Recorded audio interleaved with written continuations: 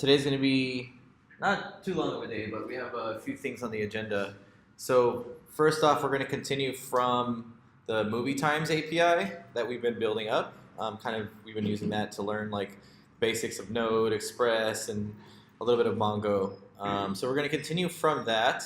If you go to that repository on Code Immersives section, I also put a markdown for the stuff we're going to be doing later on in the afternoon. So there's like literally a guide. You can read it, follow along, and it'll give you all the information you need to know about JWTs with Node, Express, and the different packages that you'll need and stuff. But we won't need that until later on this afternoon, so don't worry about that right away. But let's take a look at what we have on the agenda really quick. We'll talk about this. So yesterday we kind of talked conceptually about why we need authentication and authorization, and why is JWT the preferred method for SPAs and all that good stuff. And today we're going to actually implement that. So for the first half of the class, we're going to be doing user setup. What I mean by that is creating the user model, right? Because currently right now we can just view movies and cinemas, right? And we can view the cinemas that belong to a movie or the cinemas that are playing that movie. But what I want to get done by the end of today is to be able to log in to our API. Once you log in, then we'll be able to authenticate you, meaning we'll check your password, make sure it's a valid user in our database. We'll encrypt that password. Once we encrypt that password, then we'll give you back a token, and from then on, you can make requests to certain API endpoints that are only yours, right? So meaning, let's say I can go to our application and save my favorite cinema, or this is the cinema by my house. So whenever you come to your user homepage, you see the cinema or the theater that's your favorite, and it'll have the list of movies that are playing. And then you can also make comments on movies, or we'll figure out what we'll do with it. But basically, we'll be using this token to access only your data, right? Only data that's relevant to the user that's currently logged in. So we have a lot to cover. So before we get started, let's take a step back and let's just talk about what we talked. What we were talking about conceptually yesterday, of like, what is the problem with HTTP protocol, and how do I persist the user? Meaning, if I go to like Amazon.com and I sign in, right? Or what did we use yesterday? Yeah, we used this website called Front End Masters, right? So like, how does it know that I'm still logged in, right? Like, how is it doing this currently? And I told you yesterday that there's a few different ways of doing this, right? And we're going to be doing it, I don't want to say like the new cool way of doing it, but we're up to date with the latest technology. So talk to me about this. I'm logging out right now. Yes, I really want to log out. It's PHP, look, did you see that? It was PHP. Okay, so let's talk about from the sign-in page again, right? I know you know all this, Anthony, so don't have to give me the full 411 on authentication. But, all right, so this is a form, right? This is a login form right here that you're seeing. I'm entering my username or email, so one of the two. I'm putting in a password, right? Someone kind of walk me through what happens as soon as I click this login button. Michael, you want to chime in?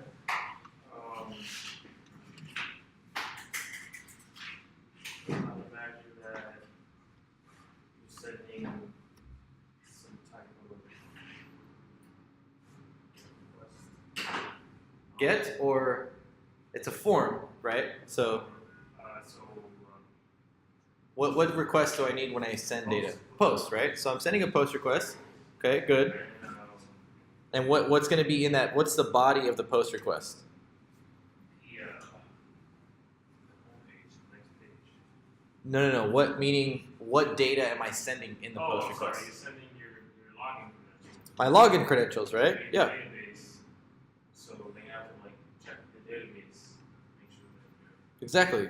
So my login credentials would be either username or email, and then this password here, right? Which is what?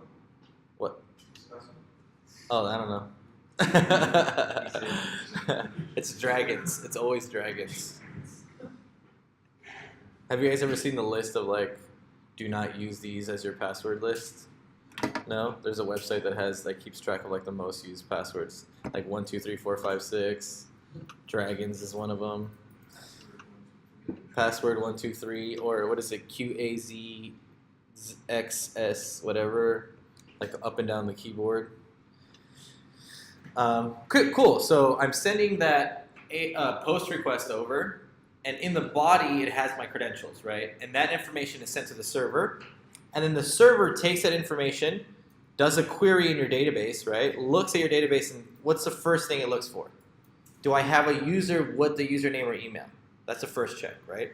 The second check is, does my password match the password that was given to me initially when the account was created, right? So those are two things that it needs to check for. If those two things are valid, allow the user to then pass on to the next route or the next page in my application. So we're not going to do that part right now. We need to do, our application doesn't have anything to do with the user just yet, right? So what do we have to do before you can even log in? What do we need to do? We can't even log in. Like let's go to our page. Let's spin up our application and see what we have. So starting my database server.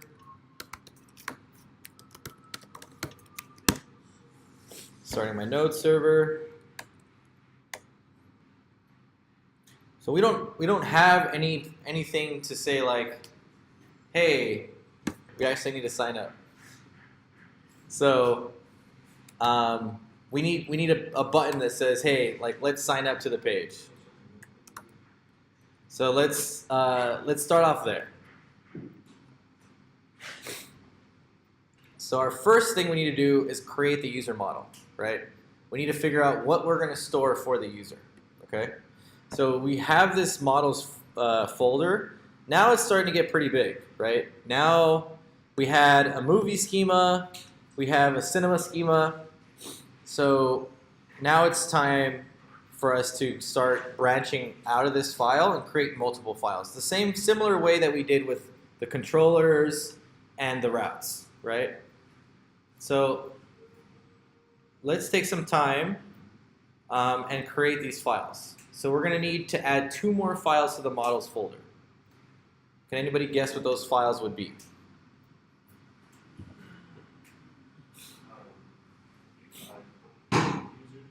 We need a user, right? So a user.js file. And remember, these are models, so they're singular, right? And then the other one's going to be what? We're kind of using 2 and 1, right? No. So users is just one for the user. And then we need to extract these 2 models out. We kind of combined them in one. Oh, so I can move it. Right. Yep. So we can make multiple if we want to, right? So let's do that. So movie.js, and then we need a cinema.js.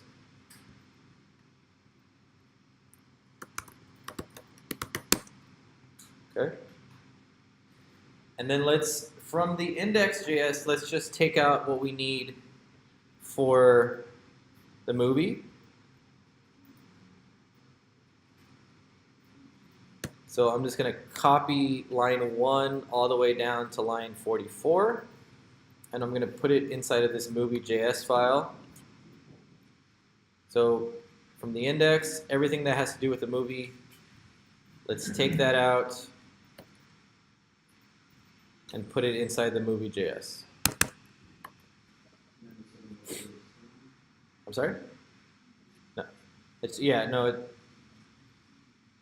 Once you move everything, copy everything over, then back in the index.js file, we can now delete everything. Instead of cutting it, the reason I didn't cut it was because I wanted to leave in the top 2 lines. Copy index. So I copied everything that has to do with the movie from the index file into the movie.js file. And then now we can copy everything from the cinema that's left with the cinema and put that into the cinema.js file. So you should have 4 files in your models folder. Your index.js is going to export all of your models. And we need to require all of these.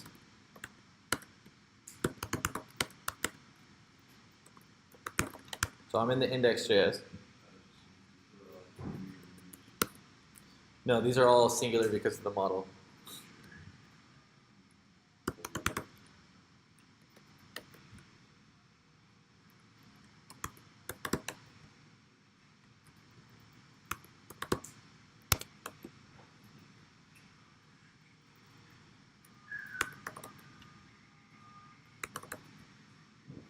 Okay, so this is what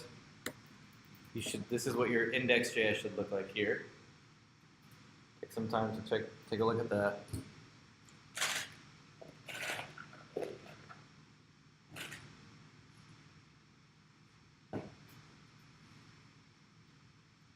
So we have to require each one of those files into the index, and then in the controllers, we'll just bring in this index file and pull in the model that we need.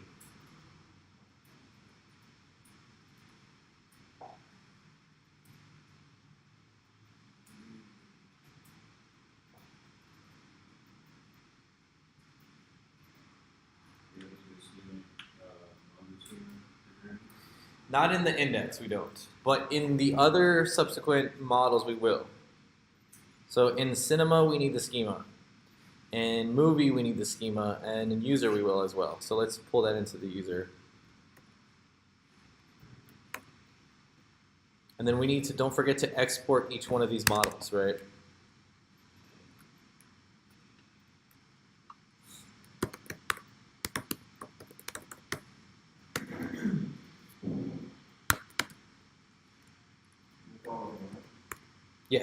Yeah, with every model should have the export at the bottom.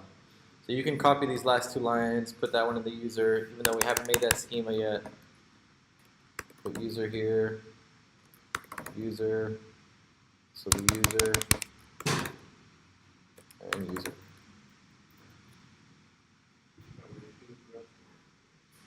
And then in the movie, we also need to export this one.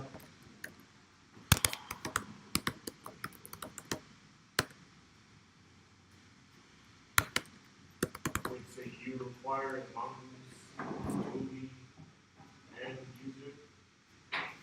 In the index, yes.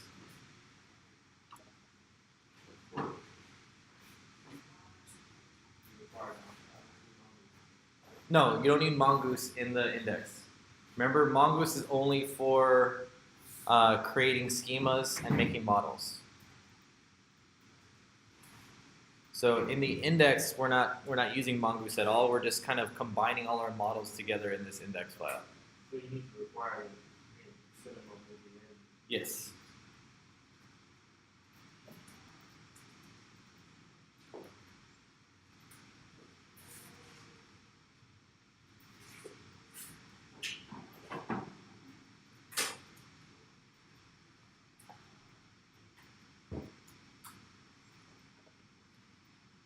And then don't forget to export each model at the bottom as well, okay?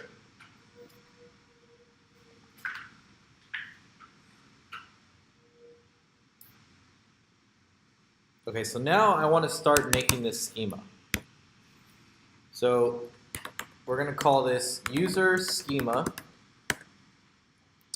is going to be equal to new schema, right? This is just a constructor that takes in an object. And here we're going to define the properties that our user schema needs to have. What are some common attributes of a user when you go to sign up for a page? Let's go to front-end masters and see what theirs looks like if we try to sign up. Join now. What do we got? Obviously, we're not going to take a debit card, or but maybe in the future. Yeah, Bitcoin. There you go. So a lot of websites now are kind of straying away from like the username thing, and they're using like the email for your username. You know, because that's you don't want to stray people away from your website because they have to enter so much information and like, oh, and I have to think about a username. Is it taken? Like, you know, all of those things could make a user not want to use your web page, right? So let's take in what they have here. So how many fields do you see? How many attributes are there? I would say tied to the user model. There's the email, there's the message, 45, password 7, and credit card is 1. Right. So there's password is actually one field. That's just client-side validation, making sure that you don't have a typo, right? Checking your password. So I would say there's the one. We're not going to do the credit card, right? So if we don't need to do a credit card, I'd say there's 4, right? Okay. So help me get those fields into this user schema. What do I need to do?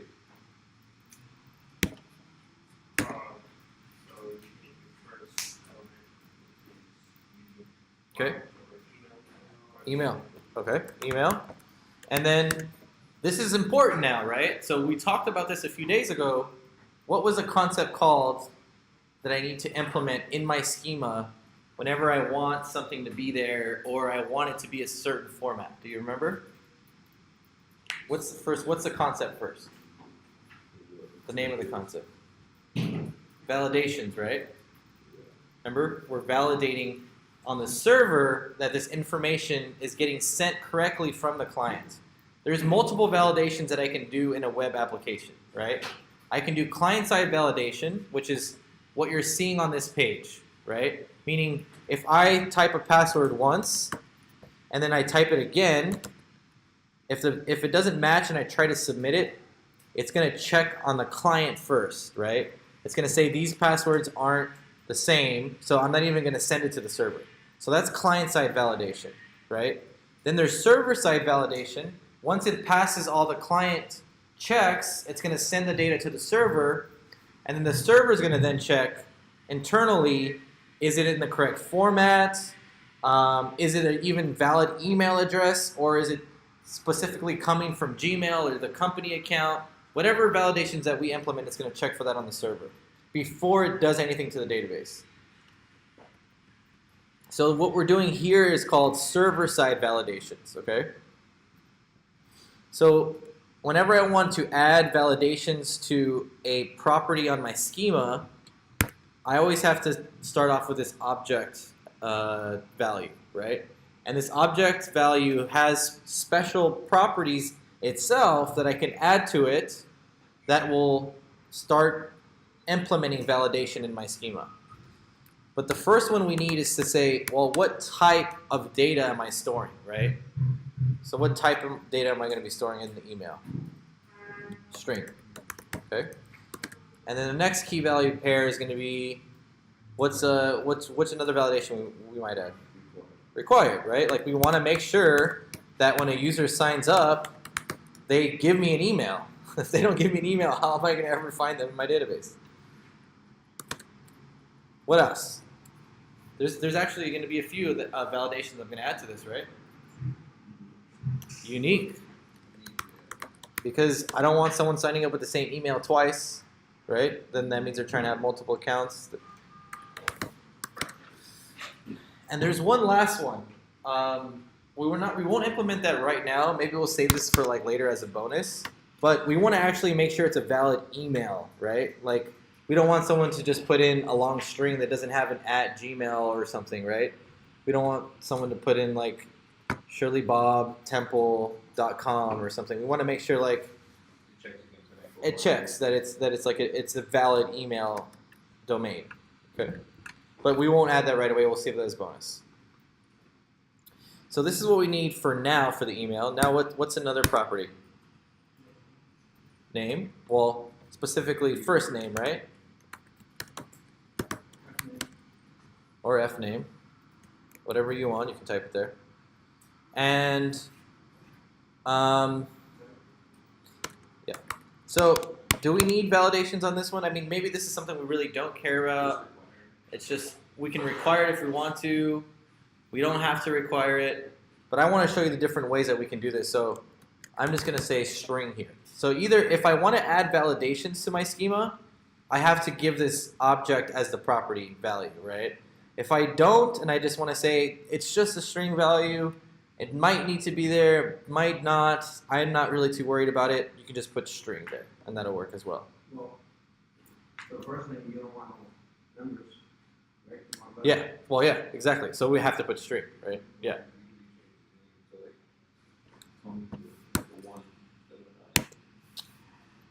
Got it. That sounds like a good idea. But my name's not Tony with an I, so.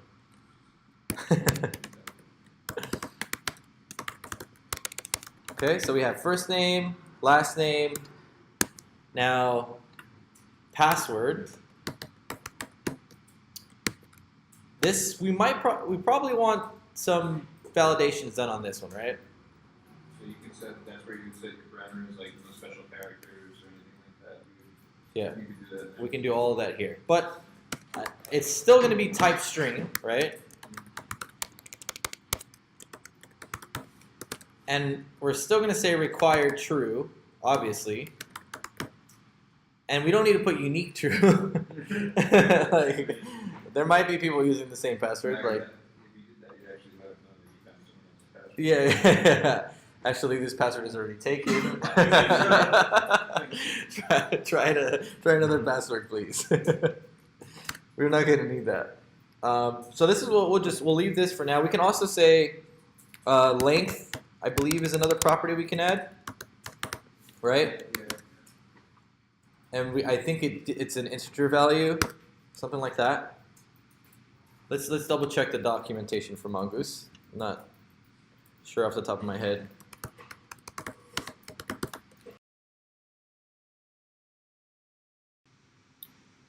Let's go back to the user. Let's add lowercase is one of them, right? True. And then min length, we'll say 8. Is that how it was done? Oh, no, capital L, just lowercase. So make sure you have these two. Lowercase true, so when it saves it, makes everything lowercase. And then the minimum length is 8. Now, what's the next thing on our agenda? So we created our user model. Check, right? Done.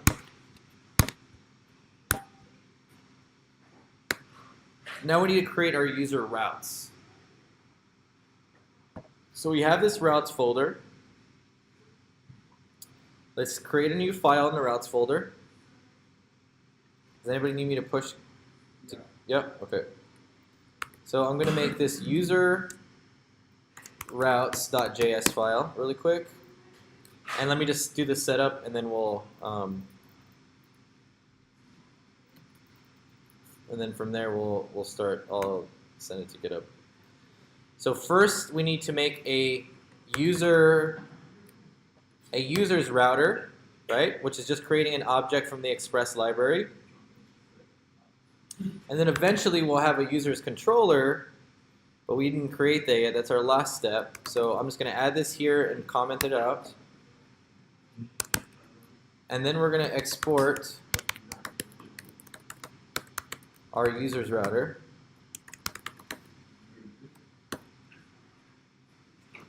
And then let me push to GitHub.